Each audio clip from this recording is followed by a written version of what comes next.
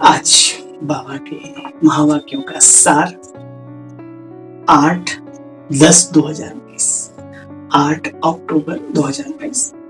मीठे बच्चे, तुम्हारी पढ़ाई बुद्धि की है। बुद्धि को शुद्ध करने के लिए प्रवृत्ति में बहुत युक्ति से चलना है। खान पान की भी परहेज रखते ही हैं बाबा के बच्चे। प्रश्न है, ईश्वर की कारोबार बड़ी वंडरफुल है और गुप्त भी है। कैसे? हर एक के बच्चे कर्मों का हिसाब किताब, तरुण बाबा ने कहा, हर एक के कर्मों का बच्चे हिसाब किताब चुकतू करवाने की कारोबार बड़ी वंडरफुल, बड़ी गुप्त है। कोई कितना भी अपने आप कर्म छिपाने की कोशिश करे, लेकिन छिप नहीं सकता। सजा जरूर भोगनी पड़ती है। हर एक का खाता रहता है बाप के पास। इसलिए बाबा कहते, बच्चे, बाबा के बनने के बाद कोई पाप कर्म ना करो। अगर कुछ हो गया तो बाप को बता दो, तो आधा माफ हो जाएगा। छिपाओ मत। कहा जाता है, कख का चोर सो लख का चोर। कोई चोरी तो चोरी है, चाहे नन्ही सी करो या हरमुखी करो, संस्कार तो चोरी के हैं। छिपाने से फिर धारणा नहीं होती है, फिर और पाप कर्मों का बोझा सर पर चढ़ता है। आज की नहीं है। ओम शांति। बच्चे, यहाँ किसकी याद में बैठे हो? किसको पूछ रहे बाबा? महसूस करो बाबा के साथ। बच्चे, यहाँ किसकी याद में बैठे हो? बच्चे समझते हैं माता पिता बाप दादा अभी आएंगे, आकर हमको अपना वर्षा यानी ज्ञान का वर्षा देंगे। बाबा से हम फिर 5000 वर्ष पहले मुआफिक वर्षा पा रहे। या तो हर एक के दिल में होगा ना कि हम बाबा से 5000 वर्ष मुआफिक वर्षा पा रहे हैं। अभी इस नरक रूपी भंभोर को बच्चे आग भी लगने नहीं लगने वाली, लगनी है। ये बच नहीं सकती। ये तूफान आएगा, सबको ले जाएगा। तुम्हारा इस दुनिया वालों से बच्चे कोई ताल्लुक नहीं होना चाहिए। दिल का, बाहर से तो रह नहीं सबके साथ। छोड़ के कहाँ जाएंगे? जंगल में थोड़ी ना जाके बैठे। दिल का ताल्लुक बाबा के साथ। तुम्हारे लिए ज्ञान भी गुप्त है और बच्चे तुम्हारा वर्षा भी गुप्त है। सूक्ष्म प्राप्तियां है ना, स्थूल तो सतयुग में होंगी, लेकिन यहाँ सूक्ष्म प्राप्तियां जो दिखाएंगे। बुद्धि कहती है, हमने अनेक बार बाप से वर्षा लिया है, आधा आधा कल्प के लिए, अब फिर ले रहे हैं। अपनी राजधानी हम श्रीमत पर स्थापन कर रहे हैं। परंतु बाप बार बार कहते, बच्चे, आत्म अभिमानी जरूर बनना है। पहले आत्मा है, पीछे शरीर है। आत्मा अविनाशी और बाप भी अविनाशी, दोनों साथी अविनाशी। आत्मा भी अविनाशी और बाप भी अविनाशी। बाप जो शरीर लेते हैं वो विनाशी है। इस शरीर में आकर के तुम बच्चों को बच्चे बच्चे कहते हैं, स्मृति दिलाता हूं, बच्चे में आया हूं तुमको दैवी स्वराज्य के लिए पुरुषार्थ कराने। पुरुषार्थ भी बच्चों को पूरा करना है। सतयुग में सिर्फ तुम बच्चों का ही राज्य होगा, वहां कोई दूसरा धर्म राज्य होगा नहीं। तो बाबा ने कहा, सतयुग में सिर्फ तुम बच्चों का ही दैवी स्वराज्य होगा। तुम राज्य करते थे ना, याद करो। फिर पुनर्जन्म तो लेना ही है। जो श्री कृष्ण की वंशावली अथवा दैवी कुल के थे वही रहेंगे, दूसरा कोई नहीं होगा। चंद्रवंशी कुल भी तब नहीं होगा, वो त्रेता युग में होगा, सतयुग में नहीं होगा। ये तो बहुत समझने की सहज बातें हैं। जानते हो ना, बरोबर सतयुग में कोई और धर्म नहीं था। अभी तो ढेर के ढेर धर्म है, आपस में लड़ते झगड़ते रहते, अनेक प्रकार की तालियां बजती। हम छोटे थे बचपन में, पता नहीं कहां से वो शब्द याद आ जाता, आधे में अधगर आधे में सब घर। तो आधा कल्प में हम देवी देवताएं सनातन धर्म, और फिर आधे में सारे धर्म की आत्माएं। तो लड़ेंगे झगड़ेंगे तो जरूर। देखो बच्चे, पुरुषार्थ करके तुम्हें बहादुरी दिखानी चाहिए। बहादुरी भी चाहिए ना इस पुरुषार्थ में उच्च पद पाने की। ये महिमा दिखाई है, एक शक्ति को शेर पे बैठाते हैं। तुम कोई शेर पर तो नहीं बैठते हो ना, तुम तो माया पर जीत पाने वाले महावीर शिव शक्ति सेना हो, पहलवान हो। लेकिन उस शेर पे बैठने की जरूरत नहीं। हाँ, वो पाल लेते लोग, वो तो शेर। लेकिन बाबा कहते ऐसे तुम्हें जरूरत नहीं है ना। वास्तव में तुम तो जो मन को जीते हो, बबर शेर से भी ताकतवर है मन। उस पर जो जीत पाले वो महावीर है, वो योद्धा है। देखो बच्चे, बाप अभी तुमसे पुरुषार्थ करा रहे, तो पुरुषार्थ करना चाहिए। नाम रखा है शिव शक्ति सेना। अब शक्तियों पर की कोई शेर पर सवारी तो होती नहीं। तुम्हारा नाम है शिव शक्तियां, शिव शक्ति नाम रखा। यूं तो गोप भी है, मेजॉरिटी माताओं की है, बिना भाइयों के भी नहीं होता और बहनों के बिना तो कुछ भी नहीं होता। अपवित्र मार्ग से पवित्र मार्ग में तुम सभी को ले जाते हो। जानते हो ना, बेहद का बाप फिर से आया है। किस लिए आया भाई? बेहद का बाप फिर से आया है। अरे क्यों आया? बेहद का वर्षा देने, अपवित्र मार्ग को पवित्र मार्ग में बदलने। देखो बच्चे, घर में कोई कपूत बच्चे होते हैं तो तंग करते हैं। सती हुई दुनिया में तो सभी सब हर्षित मुख रहते हैं। यहाँ तो एक आधा भी आ जाए तो, है ना, पूरी दाल में एक कंकड़ आ जाए मुंह में, पूरा खाने का स्वाद ही खराब हो जाता है। यही जीवन का सूत्र है। तो बाबा कहते हैं कपूत बच्चे होते हैं कितना तंग करते हैं, वहां तो सदैव हर्षित रहते हैं। तुम जानते हो बेहद का बाप फिर से आया सुख देने। बाबा कहते हैं भलग्रस्त व्यवहार में रहो, सिर्फ बुद्धि में धारणा करो, क्योंकि ये पढ़ाई बुद्धि की है। कहीं तो चतुराई से बांधेलियां भू भू कर छुट्टी लेती हैं बाबा से मिलने के लिए, बाबा का बना देती हैं भू भू करके। भाई इतना साथी सहयोगी तो बना ही लो जो तुम्हें किसी भी प्रकार का बंधन कोई ना डाले। वो ज्ञान में चले ना चले वो बात है। तुम बच्चे जानते हो मैं तुम्हें भक्ति का फल देने आया हूं।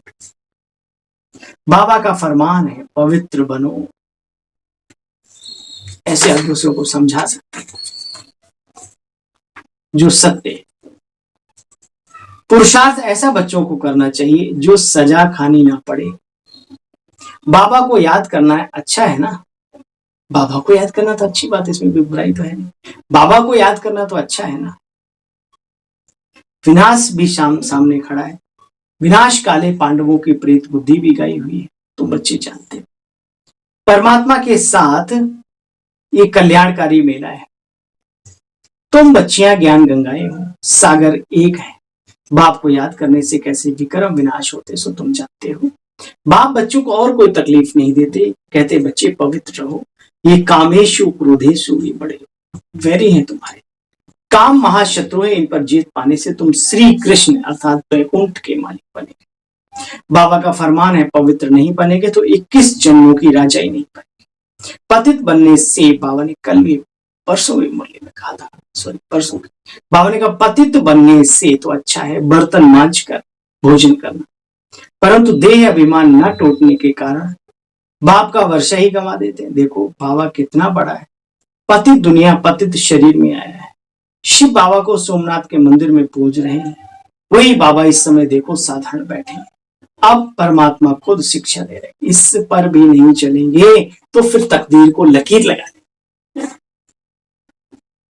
कमाल है बाबा की, और फिर कमाल है बाबा के रत्नों की। बाबा कहते पवित्र बनो। अभी सब भ्रष्टाचारी हैं।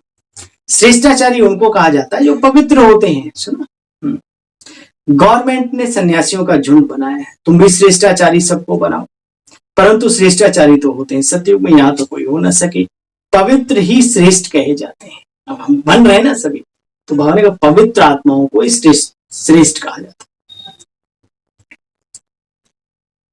बाबा कहते पवित्रता पर ही यहाँ खिटपिट होती है, किसी को तो मार मिलेगी। घर से भी कोई कोई निकाल देंगे तो क्या करेंगे, बाप उनको शरण देंगे ना। परंतु ऐसे भी नहीं कि बाबा के पास आकर के फिर संबंधी आता है। हाँ, पहले वैराग्य आता है कि चलो चलते हैं बाबा के पास। अब 10-5 दिन रुकने के बाद कहते हैं अब तो हमें बच्चे बीवी पत्नी क्या वो सब भाई बहन दीदियां दादियां घरों में जो लौकिक होती है वो याद आते हैं। पति की याद आती है, पति के पत्नी की याद आती है, मम्मी की याद आती है, बच्चों की याद आ जाती है। तो बाबा कहते हैं पहले वो घर से निकालते हैं तो बाबा तो शरण देते हैं, फिर यहाँ रह करके अगर बुद्धि उधर चली गई तो बड़ी दिक्कत, नुकसान करते रहेंगे। फिर दोनों जहां से निकल जाते हैं, ज्ञान की धारणा भी नहीं करते, सुधरते भी नहीं। पुरानी ही चाल चलते रहते हैं। यहाँ तो कोई भी पाप नहीं करना चाहिए, क्योंकि तुम पुण्यात्मा हो। श्रीमत के आधार पर अपने आप से पूछो, हम पुण्य आत्मा है या पाप आत्मा है।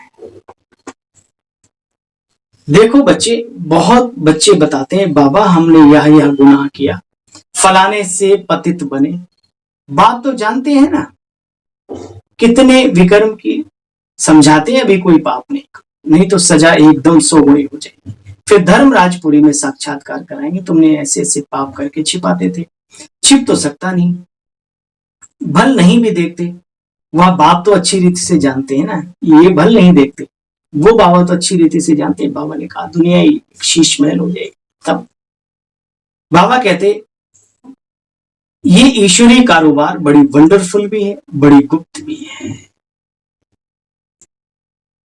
बाबा कहते धारणा फिर होगी नहीं, अगर ऐसे करते रहेंगे। बाबा को नहीं बताएंगे, धारणा फिर होगी नहीं, फिर पद भी भ्रष्ट हो जाएगा। धारणा नहीं होती तो ईश्वरीय सर्विस भी नहीं कर सकते। बच्चे औरों का भी कल्याण करना चाहिए। ऐसे समय बर्बाद करेंगे तो पाप करते रहेंगे, फिर पद कम होगा, फिर कल्पांतर के लिए वो फिक्स भी हो जाएगा। इसलिए जितना हो सके उतना कल्याण करने का, पवित्र बनने का, ध्येय अभिमानी बनने का पुरुषार्थ जरूर, नहीं तो 100 गुना दंड पड़ जाएगा, फिर जाकर के दासोदासी बनेंगे। यहाँ इसलिए थोड़ी आई हो, मम्मा बाबा कहते हो नर नारायण बनना चाहिए, बिगड़ धारणा कैसे पद पाएंगे। मम्मा बाबा कहते भी बाप के तख्त पर ना बैठे तो समझेंगे पूरा पढ़ते। मम्मा बाबा तो नर से नारायण, नारी से लक्ष्मी पढ़ते हैं। तुमको भी वही बाप पढ़ा रहे हैं जिनको, जो इनको पढ़ा रहे मम्मा बाबा। अच्छा, बाबा कहते, कोई कहते हैं धंधे में पाप होता है, व्यापारी लोग पाप करते हैं, परंतु धर्माओं निकालते हैं कि पाप कम हो जाए।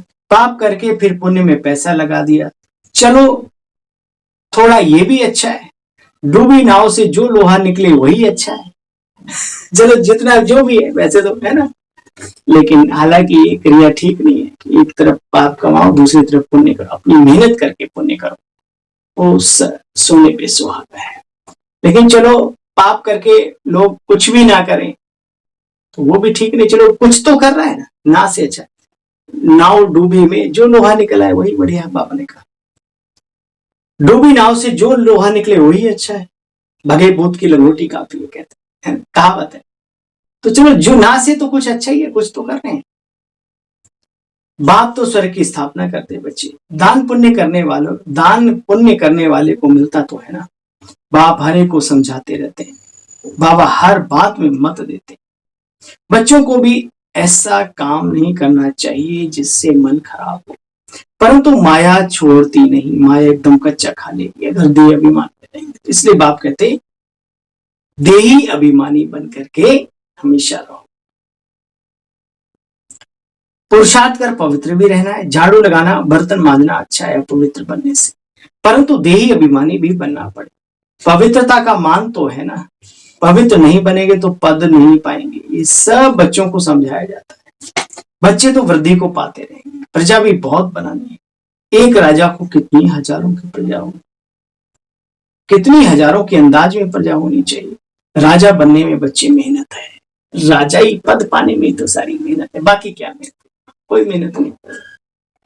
अच्छा, मीठे मीठे गिले बच्चों प्रति माता पिता बाप दादा का याद प्यार और गुड मॉर्निंग। रूहानी बाप की रूहानी बच्चों को नमस्ते। हम सब रूहानी बच्चों की रूहानी बाबा आपको भी नमस्ते। सार का भी सार सुनेंगे। इस विनाश काल में दिल की सच्ची प्रीति एक बाबा से रखनी, एक की ही याद में रहना है, सच्चे बाप से सदा सच्चे रहना, कुछ भी कभी छिपाना नहीं, ध्येय अभिमानी रहने की मेहनत जरूर करनी, अपवित्र कभी नहीं बनना। संकल्प। वरदानी मूर्त बच्चों के लिए वरदानी बाबा का वरदान। दुख की लहरों से न्यारे रहे, प्रभु प्यार का अनुभव करने वाले, खुशी के खजाने से संपन्न भाव। दुख की लहरों से न्यारे रहे, प्रभु प्यार का अनुभव करने वाले, खुशी के खजाने से संपन्न भाव। संगम के समय दुख की लहरों की कई बातें सामने आएंगी, लेकिन अपने अंदर वो दुख की लहर दुखी ना। संसार तो दुख का भंडार है, ये धाम है दुख धाम। लेकिन हमारे ऊपर इसका असर ना हो। जैसे गर्मी के मौसम में गर्मी होगी, लेकिन स्वयं को बचाना आपके अपने ऊपर है। छाता लगा लो, कोई छाया में खड़े हो जाओ, पंखा कर लो, करते ना जुगाड़ ऐसे। अपने ऊपर है गर्मी से बचाना। तो दुख की बातें सुनते हुए भी उस पर दिल पर प्रभाव उनका ना पड़े। जब ऐसे दुख की लहरों से न्यारे बनो, तब प्रभु का प्यार पा सकेंगे। जो ऐसे न्यारे और परमात्म प्यारे, वही खुशियों के खजाने से संपन्न रहते। श्रोण त्रिकालदर्शीवत नेत्री वो है जो माया के बहुरूपों को सहजी पहचान ले। अच्छा, ओम शांति। सभी को खुश रहो, मस्त रहो, बाबा की यादों में व्यस्त रहो।